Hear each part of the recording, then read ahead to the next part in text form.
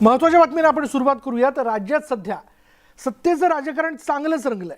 महाविकास आघाडीचे मुख्यमंत्री म्हणून उद्धव ठाकरे पायउतार झाल्यानंतर युतीचे मुख्यमंत्री म्हणून एकनाथ शिंदेंची वर्णी लागली। तशातच आता राज्याच्या मुख्यमंत्रीपदाच्या शर्यतीत संभाजीराजे छत्रपतींचाही समावेश झालाय।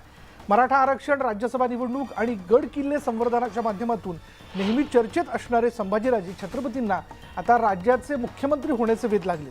तशी सुप्त इच्छा संभाजीराजेंनी व्यक्त केली आहे। जनतेच्या कामासाठी मी खासदारकीलाही नाही म्हटलं नाही। सत्तेतून जनतेची कामं होत असतील तर सत्तेचा प्रमुख होणं कधीही आवडेल, असं वक्तव्य छत्रपती संभाजी महाराज यांनी व्यक्त केलं। राजकीय वर्तुळात चर्चांना उधाण आलं। याआधी मराठा आरक्षण लढ्यावेळीही संभाजीराजेंनी त्यांना मुख्यमंत्री करण्याची मागणी करण्यात आली होती।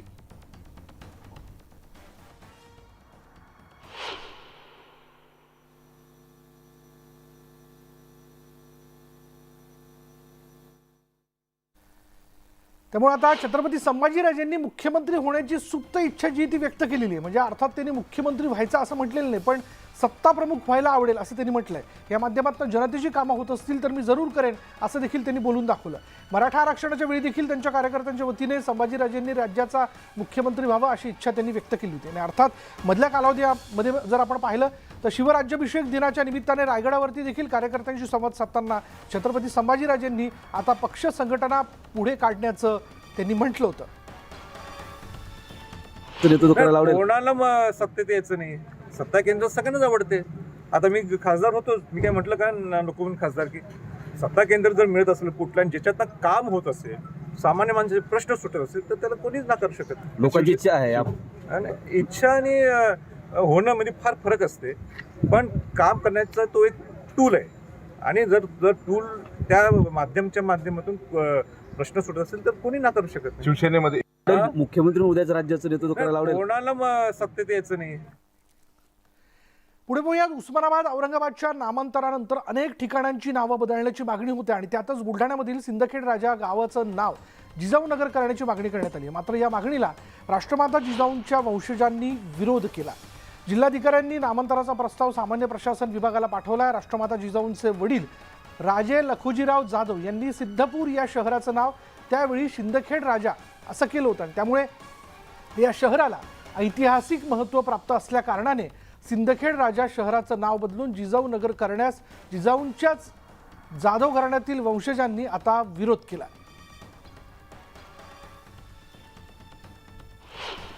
मी आपल्या माध्यमातून सांगू इच्छितो की शासनाला जर बदल करायचा असेल तर बऱ्याच दिवसाची जी पुणे शहराची जिजाऊनगर करण्याची जी मागणी आहे किंवा बुलढाणा जिल्ह्याची जी नामांतर करण्याची जी मागणी आहे, या पुणे शहराला किंवा बुलढाणा शहराला जिल्ह्याला या ठिकाणी जिजाऊनगर असं नाव देण्यात यावं ही आमच्या सर्व जाधव परिवाराच्या वतीनं तसेच आमच्या सिंदखेड राज्यातील सर्व नागरिकांच्या परिसरातील सर्व नागरिकांच्या वतीनं मी मागणी करतो।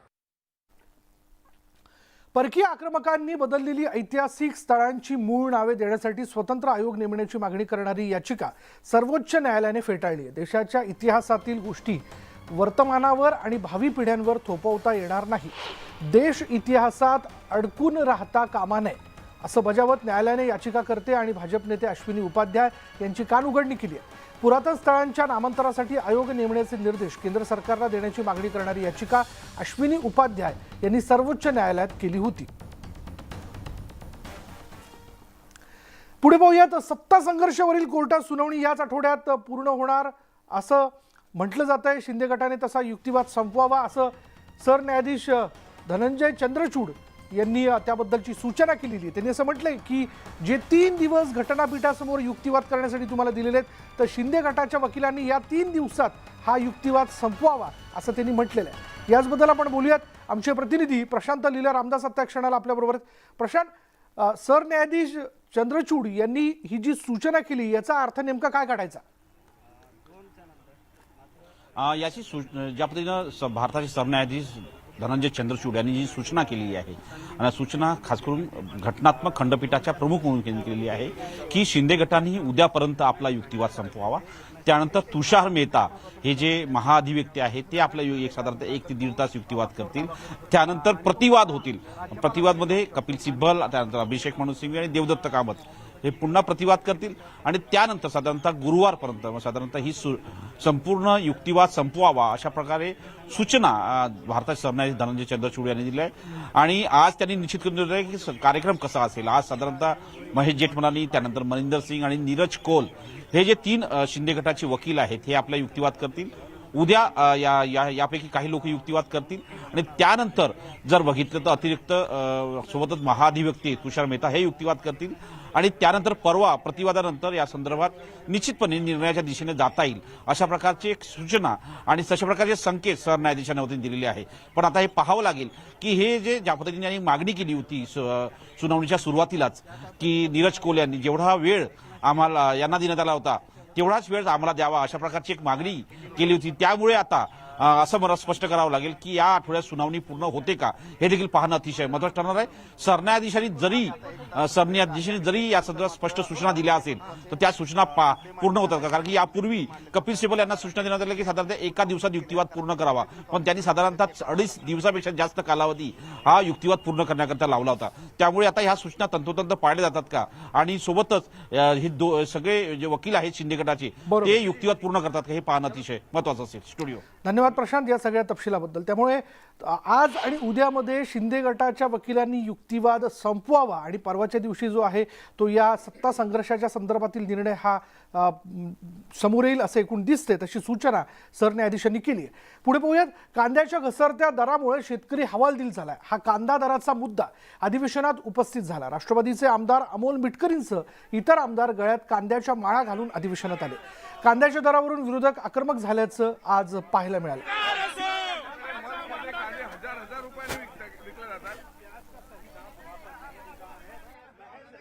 आपल्या सरकारचं धोरण शेतकऱ्यांच्या दृष्टिकोनातून आपण घेणं गरजेचं आहे आणि ते तात्काळ घेतलं पाहिजे। कांद्याची खरेदी सुरू करा, अन्यथा कांद्याला अनुदान लवकरात लवकर डिक्लेअर करा। एकीकडे 5 स्टार हॉटेलमध्ये हा कांदा 1000 रुपये किलो प्रमाणे विकला जातो, तर दुसरीकडे या शेतकऱ्याच्या कांद्याला कवडी मोल भाव असतो, 3 रुपये, 4 रुपये, 5 रुपये। जर कांदा उत्पादक शेतकऱ्याला भाव मिळाला नाही, न्याय मिळाला नाही, तर या सरकारला आम्ही कांद्यासारखं सोडून काढल्याशिवाय राहणार नाही। कांदा उत्पादक शेतकरी जो आज हवालदिल झालाय त्याला योग्य भाव भेटला पाहिजे। या अधिवेशनात सरकारने कांदा शेतकऱ्यांबद्दल धोरण जाहीर करावं। महाराष्ट्रातल्या शेतकऱ्यांना न्याय मिळण्यासाठी आज या ठिकाणी आम्ही पायऱ्यांवरती बसलेलो आहे, जेणेकरून या सरकारला जाग येईल। रुपयाचा सोंग घेतलेल्या सरकारला जागवायचं कसं हा खरा प्रश्न आहे। केवळ जाहिराती द्यायच्या, घोषणा करायच्या आणि सर्वसामान्यांचं सरकार असं सांगायचं, परंतु सर्वसामान्य कष्टकरी शेतकऱ्यांना तोंडाला पानं पुसायची एवढंच काम हे सरकार करतंय। ना कापसाला भाव आहे, ना धानाला भाव आहे, नाही कांद्याला भाव मिळतोय, ना सोयाबीनला मिळतोय, ना द्राक्षाला मिळतोय। आणि ह्या लोकांचं जर तुम्ही बघितलं, आज मला एक आमदार सांगत होते आमच्या पक्षाचे की शिंदे सरकारमधले एका आमदारांनी ऑडीमध्ये आम्हाला आणलं। म्हणजे हे काय सुरू आहे? म्हणजे शेतकरी या ठिकाणी कोमेजतो आहे आणि सरकार जोमात आहे। असा अन्याय, असा अनर्थ याच्या आधी सरकारने कधी बघितला नाही। शेतकरी हवालदिल झाले आणि सरकार केवळ बघ्याची भूमिका घेते। त्यामुळे आज कापूस असो, कांदा असो, द्राक्ष असो यांचं अतोनात नुकसान झालंय आणि कोणताही भाव, योग्य भाव, आपण शेतकरी हमी भाव मागत आहे, परंतु हे सरकार जे आहे ते नाकारता आहे। ते शेतकऱ्यांना न्याय देऊ शकत नाही, शेतमालाला देखील न्याय देऊ शकत नाही आणि शेतकऱ्यांचा आवाज उठवण्यासाठी आम्ही या ठिकाणी आज आंदोलन करतो।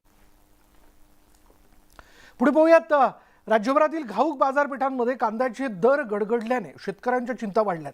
कांदा उत्पादक शेतकऱ्यांमध्ये वाढलेल्या या असंतोषाचे पडसाद अर्थसंकल्पीय अधिवेशनात देखील उमटले। पहिल्याच सत्रात विरोधकांनी कांदा उत्पादक शेतकऱ्यांचा प्रश्न उपस्थित केला। यावर नाफेडने खरेदी सुरू केल्याची माहिती मुख्यमंत्री एकनाथ शिंदे यांनी दिली। मात्र विरोधकांनी नाफेडकडून अद्यापही खरेदी सुरू झाली नसल्याचं सांगितल्यानंतर उपमुख्यमंत्री देवेंद्र फडणवीस यांनी उत्तरात सहभाग घेताना विरोधकांना आव्हान दिलं।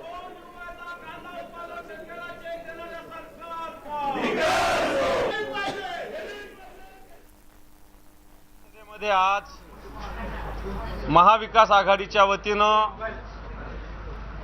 कापूस उत्पादक शेतकरी, कांदा उत्पादक, द्राक्ष, हरभरा उत्पादक शेतकरी आणि यांची आत्ताची महाराष्ट्रातली स्थिती, एका कांदा उत्पादक शेतकऱ्याला 2 रुपयाचा चेक दिला गेला एका कांदा उत्पादक शेतकऱ्यांनी 4 महिन्यापूर्वीच आत्महत्या केली पंतप्रधानांच्या जन्मदिनाच्या दिवशी. आणि कापसाला भाव मिळत नाही. 13-14 हजार रुपयापर्यंतचा भाव 7 हजारापर्यंत आला. केंद्र सरकारने ऑस्ट्रेलियातून कापसाच्या गाठी आयात केलेल्या आहे. आणि हा सगळा विषय घेऊन आज महाविकास आघाडीनं 289च्या अंतर्गत चर्चेची मागणी केली होती. ही मागणी करत असताना आम्ही आमची भूमिका मांडण्याचा प्रयत्न केला, परंतु भूमिका न मांडताच उपमुख्यमंत्री देवेंद्रजी फडणवीस यांनी उत्तर देण्याचा प्रयत्न केला. खऱ्या अर्थानं 289 तर विरोधी पक्षाचा हा प्रस्ताव असतो, हक्क असतो. याच्यावर जनतेचे प्रश्न मांडावे लागतात, मांडता येतात. परंतु हे सगळे न मांडता सरकारनेच उत्तर देण्याचा प्रयत्न केला. थोडक्यात त्यांना कांदा उत्पादक शेतकरी, त्याच्यानंतर कापूस उत्पादक शेतकरी, द्राक्ष उत्पादक, धान उत्पादक, हरभरा उत्पादक शेतकऱ्यावर काल अमरावतीमध्ये हल्ला झाला. रविकांत तुपकर नावाचे जे आपले शेतकरी संघटनेचे नेते यांना 8-10 दिवस जेलमध्ये ठेवलं गेलं. सोयाबीनचं सुद्धा हीच परिस्थिती आहे. आणि म्हणून आम्ही या विषयावर चर्चा करण्याचा एक मागणी केलेली असताना पूर्ण चर्चा होऊ न देता एक तर आमचा प्रस्ताव मान्य न करता आम्ही भूमिका मांडत असताना विरोधी यांनी सत्ताधारी पक्षाने देवेंद्र फडणवीस यांनी उत्तर दिलं ते चुकीचं होतं. याचा अर्थ सरकार गळचेपी करण्याचा विरोधी पक्षाचा प्रयत्न करते. शेतकऱ्याचे प्रश्न, शेतकऱ्याचा अधिकार आम्ही मांडत असताना अशा पद्धतीनं सरकारची भूमिका ही चुकीची आहे. याचा निषेध आम्ही केलेला आहे आणि म्हणून आज दिवसभरासाठी कामकाज तहकूब झालेलं आहे. महाराष्ट्रातल्या तमाम शेतकरी अडचणीत असताना, कांदा उत्पादक असेल, कापूस उत्पादक शेतकरी अडचणीत असताना विरोधी पक्षांनी आज दिवसभरामध्ये या प्रश्नाला प्राधान्य देऊन न्याय मिळावा म्हणून मागणी केलेली होती. विरोधकांचा आवाज दाबणं म्हणजे शेतकऱ्यांचा आवाज दाबण्याचा प्रयत्न होतोय. आणि सरकार ज्या पद्धतीने उत्तर देत आहे, आमची इच्छा एवढीच होती की चर्चा करा आणि प्रथम प्राधान्य देऊन त्याच्यामधून आम्हाला निर्णय शेतकऱ्यांना द्यावा. दुर्दैवाने मोगम उत्तरं देऊन शेतकऱ्यांना एक वेगळा संदेश देण्याचा प्रयत्न करता की सरकार आपल्या पाठीमागं आहे. मग दादा भुसे या ठिकाणी सांगतायत की 2 दिवसात मुख्यमंत्र्यांची भेट घेतो. याचा अर्थ सरकारमधल्या मंत्र्यांमध्ये विसंगती आहे. आमची मागणी आहे, जोपर्यंत शेतकऱ्यांचा प्रश्न सुटत नाही तोपर्यंत या सरकारची भूमिका जाहीर होत नाही, काही धोरणं ठरवली जात नाही, तोपर्यंत या सरकार अपयशी सरकारचा आहे. आणि आमचं आजही मागणं आहे, विरोधी पक्ष म्हणून आम्ही वरती मागणी केली आहे की आमची चर्चा स्वीकारली नाही. हे दुर्दैव आहे. सरकार या शेतकऱ्यांच्या विरोधात भूमिका घेत आहे. म्हणून आम्ही दिवसभरामध्ये आंदोलनाची भूमिका घेऊन सभागृहाचं कामकाजाच्या बाबतीमध्ये न्याय मिळावा ही भूमिका घेतली. आणि सभागृह या शेतकऱ्यांच्या माध्यमातून न्याय देतील, चर्चा स्वीकारतील आणि निर्णय देतील अशी आमची अपेक्षा होती. ती झाली नाही म्हणून आम्ही त्याचा निषेध केला. या ठिकाणी केंद्र सरकारच्या वतीनं आता ब्रेकनंतर एक ब्रेकिंग न्यूज अशी आहे की उद्या सकाळी 11 वाजता कांदा आणि कापूस उत्पादकांविषयी सरकार आणि गटनेत्यांची बैठक जी ती पार पडणार आहे. त्याच्यामुळे सध्याला आपण कापसाला न मिळणारा दर म्हणजे हवा तसा न मिळणारा दर, कांद्याच्या दरात झालेली घसरण या पार्श्वभूमीवर ही बैठक निश्चितच महत्त्वाची म्हणता येईल.